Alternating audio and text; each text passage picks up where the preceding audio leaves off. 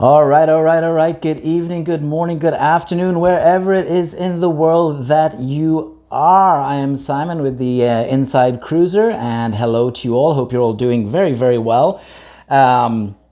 So, cruising looks like it's going to start again. Preliminary dates are the beginning of August. Limited sailings, probably about 8 ships from some of the bigger cruise lines, etc. Those are the dates we are hearing about at the moment. However, I still have a feeling that it won't happen until probably about September, October time, but that's just my opinion. However, this video is not about that. What we are going to talk about is something, we've been having a lot about, COVID-19, the effect it's going to have on cruising and all that kind of stuff. And it's all well and good, but I kind of wanted to talk about something today that is a bit more fun, a bit more interesting, and kind of take away from all of the kind of bad news and whatever we've been having today. So what I wanted to talk about today is I wanted to talk about the various different types of cruise lines. Some of you will be seasoned cruisers, some of you might be first-time cruisers. And some of you might just want to listen to it from my opinion, because everybody's varies a lot. So we are going to talk about the different types of cruise lines, the different types of ships and itineraries, and what cruise might be best for you if you've never done it before, or if you have and you've stayed with one cruise line, then maybe think about a different cruise line. Now, first of all, we're going to go via kind of category, as it were. So I'm not gonna I don't have time to talk about all of them, so I'm just going to talk about kind of like the main players, as it were, that we're going to talk about today. There are so many different cruise lines out there, I would never be able to get through them all. I mean, I would, but it would be a really long and really boring video. So we are going to start by talking about the main cruise lines and what they are. So first of all, we've got the category type. So we've got contemporary cruise lines, and then we have, you can say, kind of upscale contemporary cruise lines. We have premium cruise lines and ultra premium cruise lines, and then we have river cruises. Again, I'm not really going to go into river cruises. That's a separate category. These are all going to be about ocean going cruises. So we're going to, and again, some people may have different, and everybody, not everybody, but some people do have differing opinions about what classifies as, contemporary or upscale contemporary, etc., etc. But the reality is, and I have my opinion on it as well, and I'm sure you will too. For the main part, you've got your contemporary cruise lines, and again, there are more, but I'm just going to mention kind of the main ones. So obviously we got like P&O cruises, mainly based out of the UK and Australia. You have got Carnival cruises. You have got Costa cruises. I personally would put Norwegian cruises in the contemporary line. Some people would put in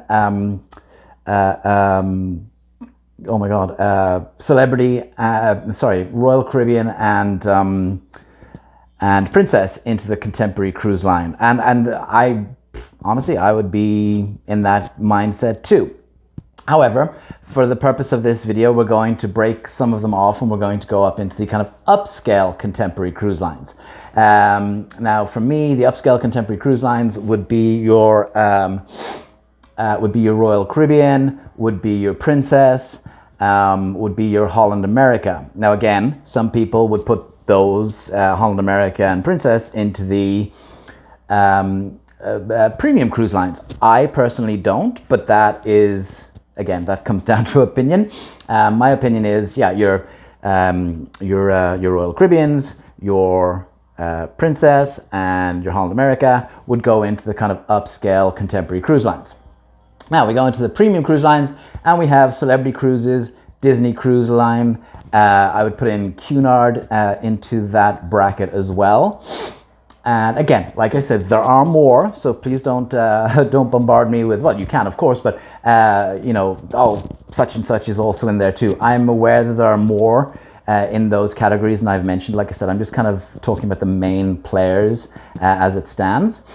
Then you go into your kind of like ultra premium, and there you've got your Azamara, your Oceania, your Windstar, those kind of excuse me, those kind of cruise lines.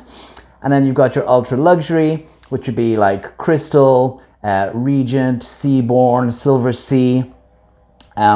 Those again would be your kind of ultra luxury cruise lines, in my opinion. Again, you may have a different opinion than that, and that is fine. But for the purpose of this video, I'm not saying who's right and who's wrong, but I'm hosting the video, so that is my opinion.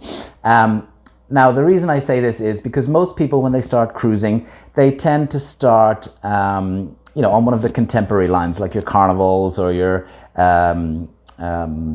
Costas or your Norwegians, etc.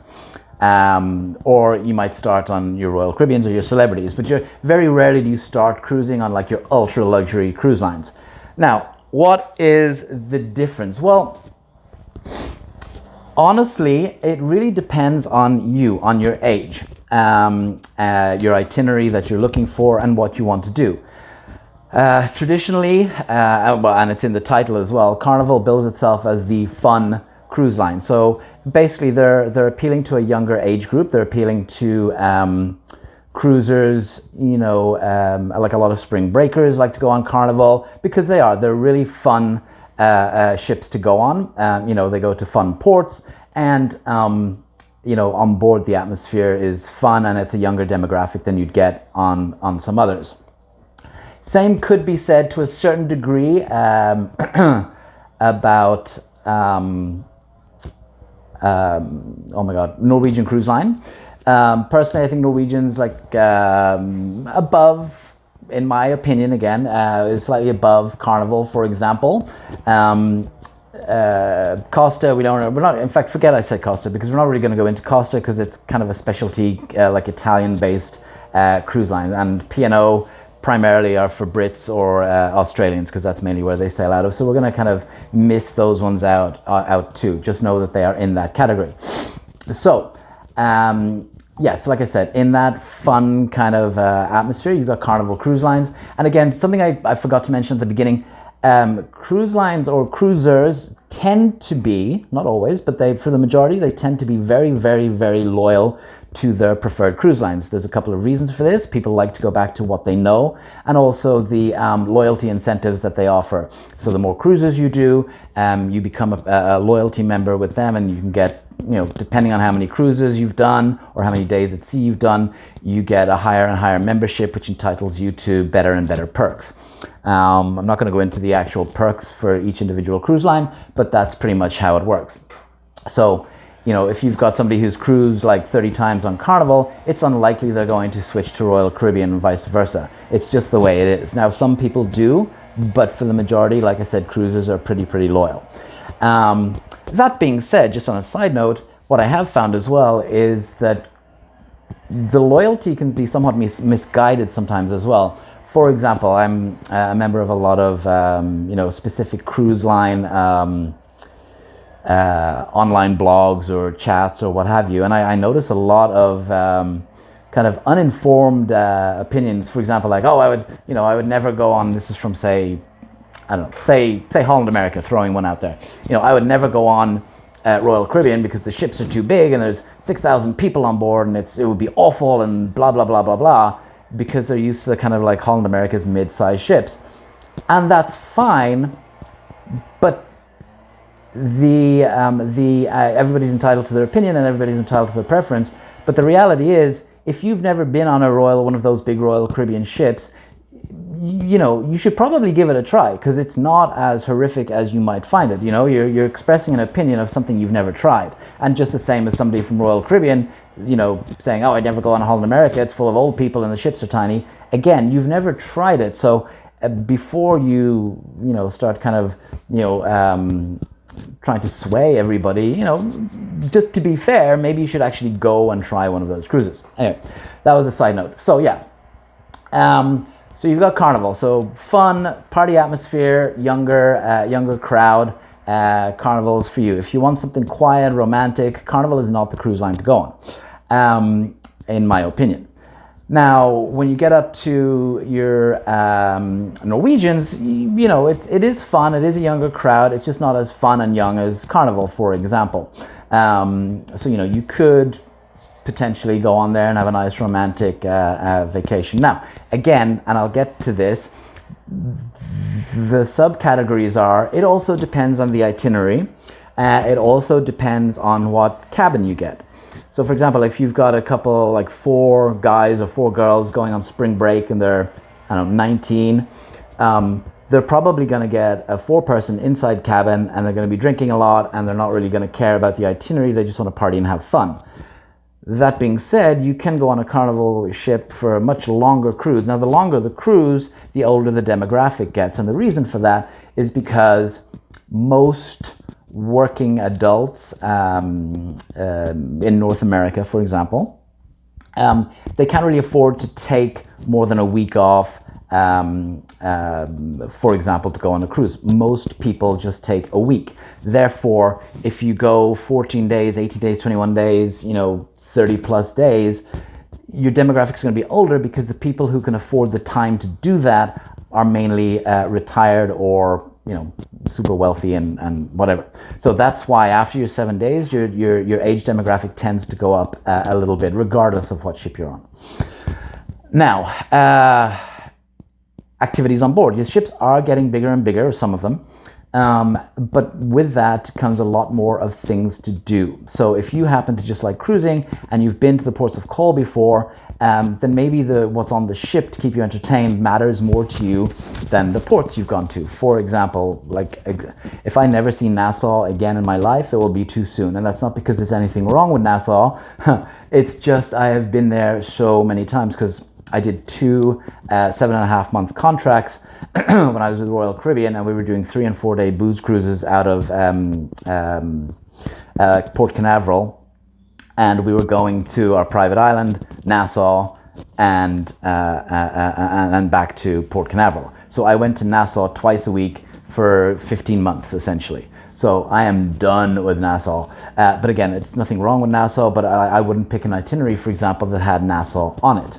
Unless I was doing a world cruise or something and we were just happened to be passing through. But if it was one of my ports of call on a 7-day cruise, I would not go if it had Nassau on it. Again, I want to just disclaimer, nothing wrong with Nassau. It's actually a great port, but I have been there so many times that I would just never want to go there again if I can help it.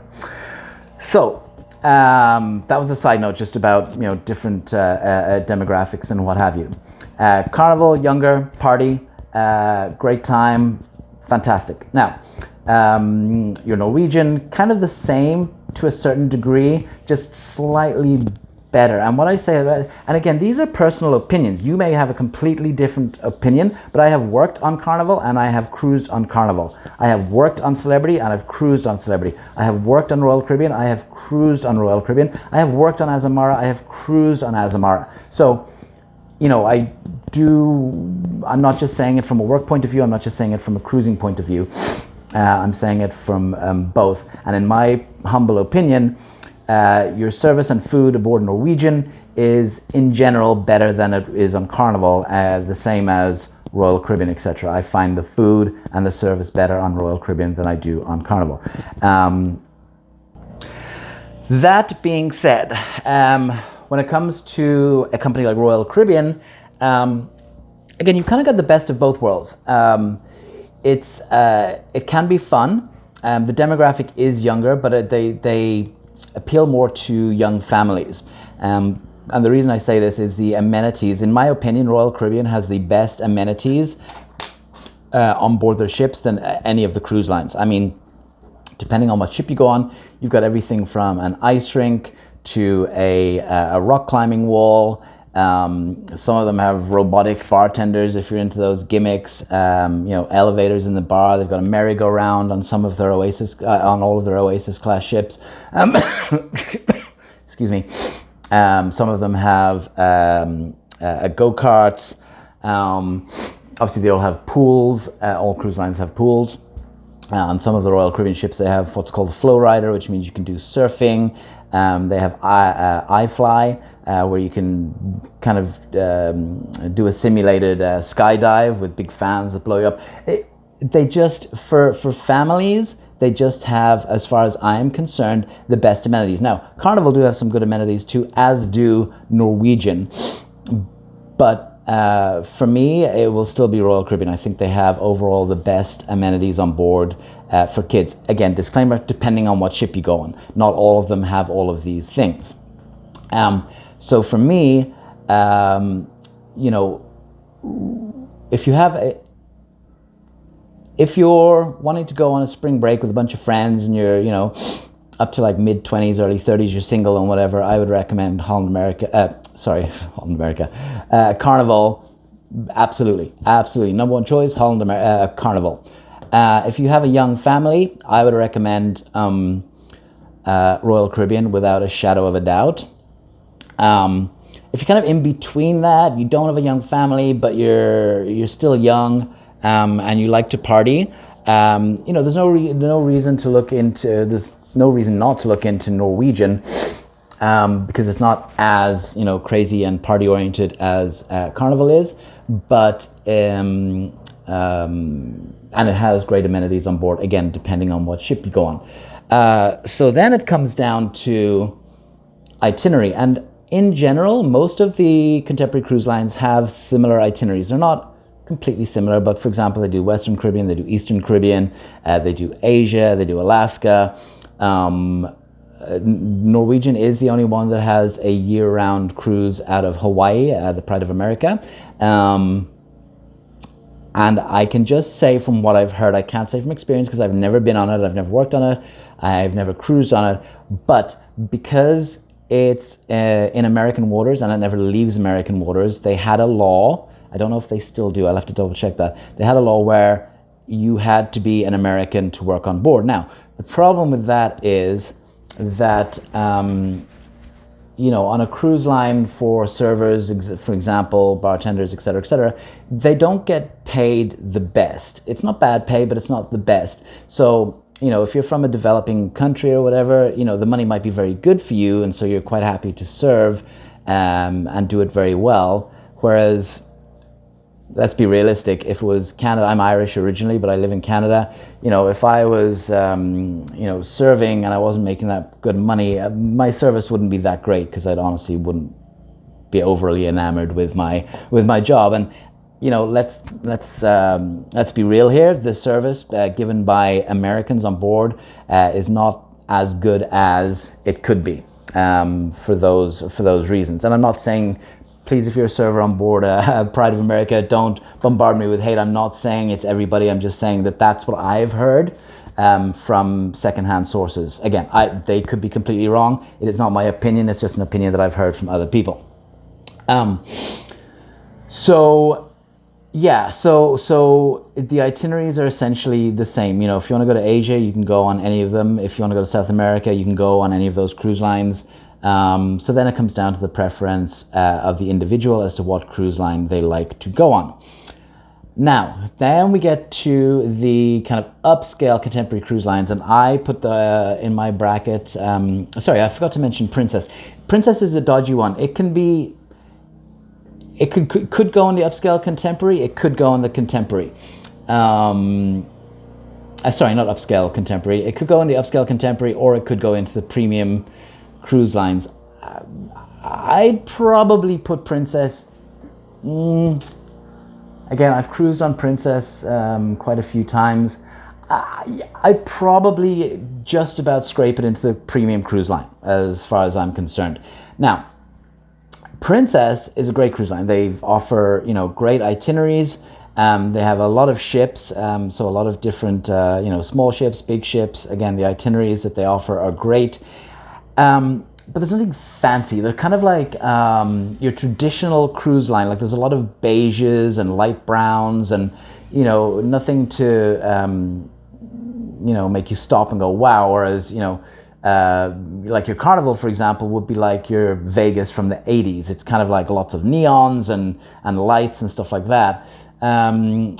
Princess doesn't offend anybody in its decoration, if you know what I mean. Whereas you take somebody like Celebrity, and it is, again, like Carnival say, it's the fun cruise line. Celebrity's exact description is in the title. It says modern luxury, and that's pretty much exactly what it is. It's very modern looking, the ships. There's no gaudy, neon lights, but it's not, as far as I'm concerned, like kind of dull, drab, and plain, like your light browns and beiges and, the colors that they use on Princess. So again, for me personally, I go with Celebrity. But again, it depends. Okay, so again, side note, just so you know where my biases or allegiances lie. If I'm going with my family, I have 3 daughters, a wife and 3 daughters. If I'm going with my family, I will go 9.9 times out of 10 on Royal Caribbean. If it's just myself and the wife, which is very rare, but if it is, we will generally go on Celebrity, for example. Now I go with the kids and the wife on Royal Caribbean because there's so much more for them to do. The kids club on Royal Caribbean is great, and there's so much more for them to do on board the ship. If it's just myself and the wife, we prefer Celebrity because it is more of a slightly higher age demographic. I like the itineraries that Celebrity have. I like their ships, and I like the kind of modern luxuriousness of it all, as it were. Now, you might say, "Wow, you're prejudiced. You used to work on them." Yes, but at the same time, I've also cruised on Princess. I've cruised on Holland America. I've cruised on Cunard. So it's not like I just stick to Royal Caribbean or Celebrity. I do try other cruise lines as well. So for me, it's Celebrity if it's just me and the wife, Royal Caribbean if it's the family, and because it's modern, the food's good, the service is good. Again, depending on what ship you go on, I do like the bigger ships. So the Solstice class from Celebrity, for example, are the are the largest of their ships, and for the most part the newest. Then so we get then to your ultra premium. You got Azamara. Yeah, you could put Cunard in there. Oceania, Windstar. I have never been on Oceania or Windstar, but I have been on Azamara and I have been on Cunard. I would put Azamara above Cunard personally. And the reason I would do that is because the ships are smaller, number one, so they can get into more ports. Like, for example, if you're going to Thailand and you want to go to Bangkok, you can't get into Bangkok on a Cunard ship, but you can on Azamara. Like, if you go to Bangkok, you actually dock on Cunard. I think it's like an hour and a half or 2 hours outside of Bangkok. So it says it's Bangkok, but it's not. Whereas with Cunard, because the ship is so small, you can cruise right up into the heart of Bangkok. I know this for a fact because I've been there on it. Azamara also do their Azamazing Evenings, which is a free entertainment which they do outside in a specific port with a local show and what have you, and super popular and very entertaining. And they spend more nights in port, so you can have, like, for example, 3 nights in Hong Kong, 3 nights in Singapore, 3 nights in Bangkok, overnight in Halong Bay. Like, you can do that on Azamara, whereas you don't very often do that on Cunard. So I can't speak about Oceania or Windstar, but for me it would be Azamara. So that was it. That was just a quick video. We're going to get back to this. I'm not done, but I'm going to do it in 2 parts, so I'm not waffling on for too long. But for now, that was that. Maybe it was helpful. Maybe it just confused you even more. Either way, leave your comments. Let me know what you think. Obviously, if you like the video, hit the like button. If you haven't subscribed yet, please hit subscribe, share, and I will see you all later. Take it easy. Have a good night and stay safe.